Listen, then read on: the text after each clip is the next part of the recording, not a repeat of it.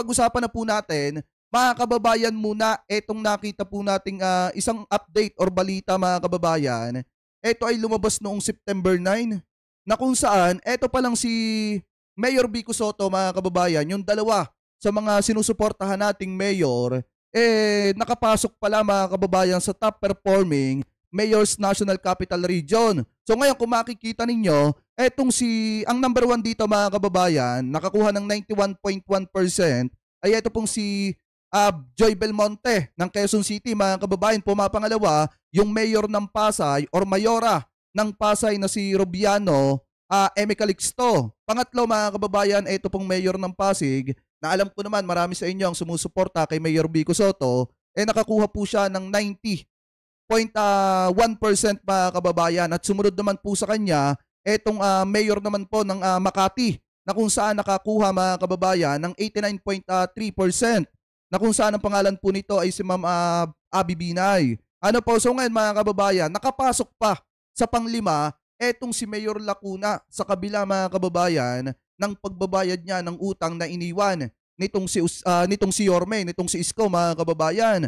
So ngayon kahit papaano mga kababayan, talagang nakapasok pa sa top 5 etong si Mayor Lacuna ng Maynila. So bibihira lamang mga kababayan yung pagkakataon na makakapasok sa ganyang klase ng mga survey ng top performing mayors mga kababayan, lalo na kung tight yung budget at limitado yung paggamit ng pera dahil nga nagbabayad ng utang ng Maynila. So kung titingnan po natin mga kababayan, kahit na napakalaki ng utang na iniwan nitong si Isko sa Kamaynilaan, talagang ginagampanan pa rin ni Mayor Lacuna yung responsibilidad niya para bayaran yung utang at para ibangon yung Maynila sa pagkakalubog mga kababayan. Oo, aminado naman tayo. Maraming naipagawa etong si Yorme, si Isko dyan sa Kamaynilaan. Pero hindi rin natin maitatanggi mga kababayan na habang pinapopogi niya ang Maynila, marami din po paunti-unti pong ibinabaon niya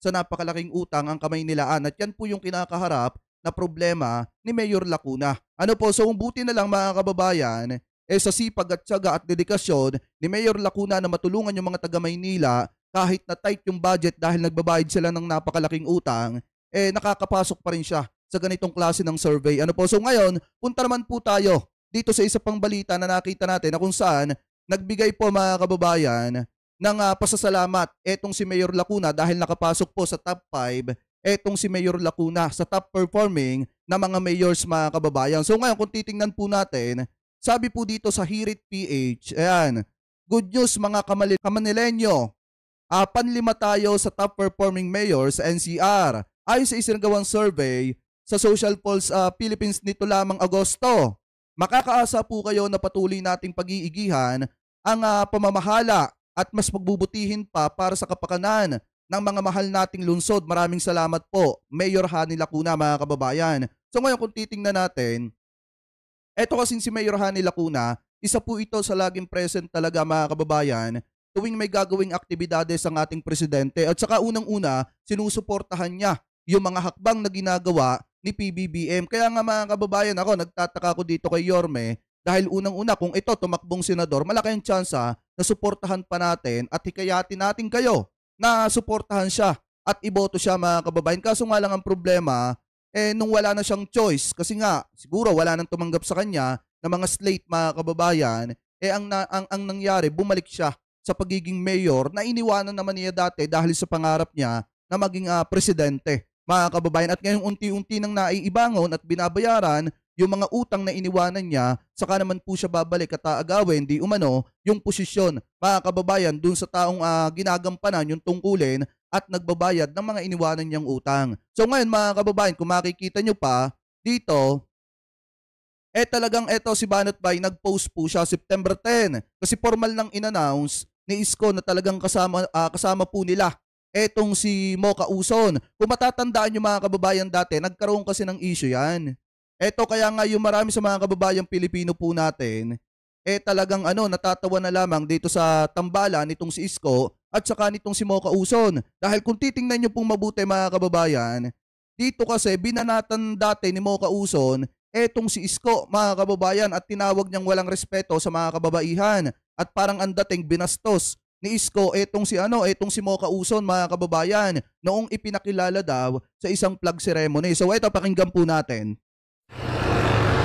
Mayor Isko, naalala ko lang about 2 years ago, ako yung nag-attend ng flag ceremony ng Maynila. At sa harapan ng mga 300 na mga empleyado nyo sa Maynila, ipinakilala mo ako. Tinawag mo ako sa harapan. At ang pagpapakilala mo ay ganito. Si Mocha Uzon, may asim pa. Si Miss Mocha Uzon. May asim pa. May asim pa. May asim pa. So ngayon, ang sinasabi kasi dito ni Mocha Uzon dati, parang ang dating binastos kasi siya mga kababayan. Yung pagkababae niya, parang ipinahiya nitong si Yorme kasi nga, sinabi nitong si Isko mga kababayan, nung ipinakilala siya na may asim pa daw siya. So ngayon, hindi po yan tinanggap ni Mocha Uzon at ikinagalit niya yan mga kababayan at binanatan niya etong si Isko. Kung matatandaan nyo, di ba, dati binabanatan ni Mocha Uzon etong si Lenny. Pinagmumura niya na parang isang, alam niyo yung parang empleyado niya kung mura-murahin niya etong si former VP Lenny. Pero mga kababayan, meron din pala siyang pagsalakay dito kay Yorme na kung saan hindi niya lang nagustuhan yung pagpapakilala ni Isko sa kanya, binatikos niya na ng matindi. Tapos ngayon, kasama na niya dahil nga kailangan nilang manalo sa politika mga kababayan. Ano po ngayon, ipagpatuloy pa natin? Sa totoo lang, nabastusan po ako doon. Hindi ko maisip kung paano niyo nagawa sa akin yun. Hindi tayo close at ganoon ang pagpapakilala niyo sa akin sa harap ng maraming tao. Pero pinalampas ko yun. Pero ngayon, inulit mo pa. Sa inyong interview, sinabi mo na ang nag-post ng wrong photo dyan sa Maynila ay kape, parang tsaa, na wala ng asim o hindi na maasim. Ito ba'y nakaabot sa inyo? Ano ho ang inyong masasabi dito, Mayor? Opo, nakaabot po sa akin yun. At alam na naman natin kung sino nasa likod ng mga yun. Sino yon? Sino yon, Mayor? Ano yan? Parang kape. No? Tsaka yata yun eh. Parang asim. Mayor, ganyan ka ba magtrato ng kababaihan? Kabastusan na sabihin mong maasim o hindi na maasim ang isang babae? At isa pa, hindi ako maasim. Matapang ako. Tapos ngayon magkasama kayo. Akala ko ba, sabi mo Mocha Uzon, basto si Yorme, si Isko, bakit mo sinasamahan? Alam niyo kasi mga kababayan, eto nga yung malimit nating sinasabi. Sa politika kasi walang permanenteng kaibigan at walang permanenteng kaaway. Basta parehas yung agenda mga kababayan, talagang magkakasama at magkakasama po yan. Pero ito kasing si Mocha Uzon, hindi po natin nakikita ito na magiging isang public servant mga kababayan. Dahil nung panahon ni Duterte, tinamasa po niya yung kapangyarihan na mapalapit kay Digong mga kababayan para mura-murahin yung mga politiko. Ano po, ito yung isang halimbawa mga kababayan. Ito, tingnan natin to. Ito yung isang halimbawa. Panoorin nyo to. Isama mo na lahat ng mga staff mo dyan sa Office of the Vice President. Isama mo na lahat ng mga staff mo dyan sa Office of the Vice President. Kayo. Lahat kayo, bobo! Diba? Hindi muna nyo ini-research bago nyo pinagsalita ang boba nyong amo. Ang masama niyan dahil sa kabobohan ninyo dyan, pati bayan maapektuhan sa kabobohan ninyo. Dapat ang itawag sa inyo ay Office of the Bobo Vice President. Sayang binabayad ng tax sa inyo ng taong bayan sa kamangmangan ninyo. Aminumura niya dyan mga kababayan si former VP Lenny. Kasi nga syempre, kalapit nila itong si Duterte mga kababayan at yan yung isang halimbawa na kung saan talagang sinasamantala nila yung pagkakalapit nila kay Duterte para murahin yung mga di umano hadlang dito kay Digong mga kababayan. So ngayon kung titingnan yung mabuti, yan ba yung isang public servant na sinasamahan ni Yorme papunta sa bakuran ni Duterte?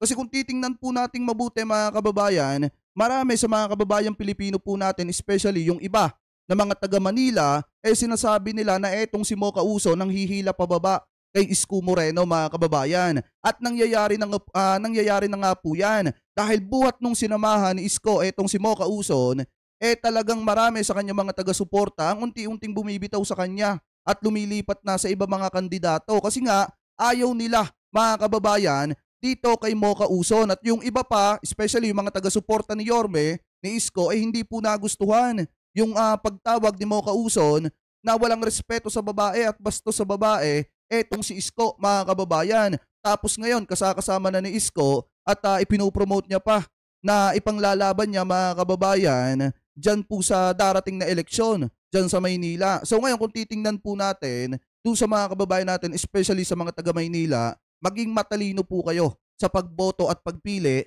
ng kandidato. Huwag nyo nang ibalik, mga kababayan, yung kandidato na inilulubog lamang ang inyong syudad sa napakalaking utang at yung mga kandidato na talagang sumasama, mga kababayan, sa mga tao na talagang bumabatikos ng matindi sa gobyerno. Kasi pagka yung kandidato ay sumama sa mga taong bumabatikos sa gobyerno, asahan nyo pag nanalo yan. Isa yan, mga kababayan, sa matinding babatiko sa programa ng gobyerno at hindi niya sasang-ayunan yung mga proyekto ng ating gobyerno. Ano po? So anyway, maging matalino kayo sa pagboto. Hindi porket, mga kababayan, dating nagpapano ng kung ano-ano, susuportahan nyo na.